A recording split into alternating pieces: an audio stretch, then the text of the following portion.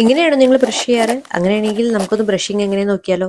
Position the bristles of the toothbrush at a 45-degree angle to the teeth. Move back and forth in vertical, tooth-wide strokes, beginning at the gum line.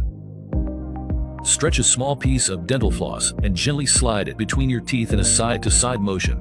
Wrap the floss around one side of the tooth and rub its surface in a zigzag motion, moving from the gum line to the tip of the tooth. അപ്പൊ നിങ്ങൾ എല്ലാവരും കണ്ടില്ലേ എങ്ങനെയാ brush ചെയ്യേണ്ടതെന്നുള്ളത്? അതോ ഫസ്റ്റിൽ കണ്ടതുപോലെയാണ് നിങ്ങളൊക്കെ brush ചെയ്യുന്നത് എന്ന് ശ്രദ്ധിക്കണം കേട്ടോ. കാരണം അങ്ങനെ ബ്രഷ് ചെയ്താൽ നിങ്ങളുടെ ഗം ലൈന് താഴേക്ക് ഇറങ്ങി വരാനും വായിൽ നിന്ന് പല്ല് ലൂസായി സോക്കറ്റിന് പുറത്തേക്ക് വരാനും ചാൻസ് ഉണ്ട്.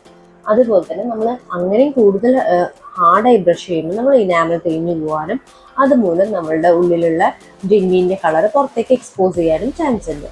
അങ്ങനെ ആകുമ്പോൾ നമ്മൾ വെളുക്കാൻ വേണ്ടി തേച്ചത് പാണ്ടായി പോകും കേട്ടോ. അതായത് വെളുക്കാൻ വേണ്ടി നന്നായിട്ട് അമർത്തിയിട്ട് ബ്രഷ് ചെയ്യുന്നത് ശ്രദ്ധിക്കുക. അത് വെളുക്കല്ല ചെയ്യുക.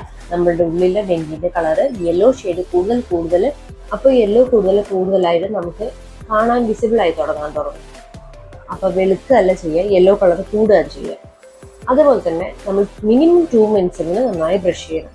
ബ്രഷ് ചെയ്യുമ്പോൾ എല്ലാ കോർണേഴ്സും തട്ടിക്കണമെന്ന് ശ്രദ്ധിക്കണം. ടങ് നന്നായിട്ട് ക്ലീൻ ചെയ്യാൻ മറക്കരുത്.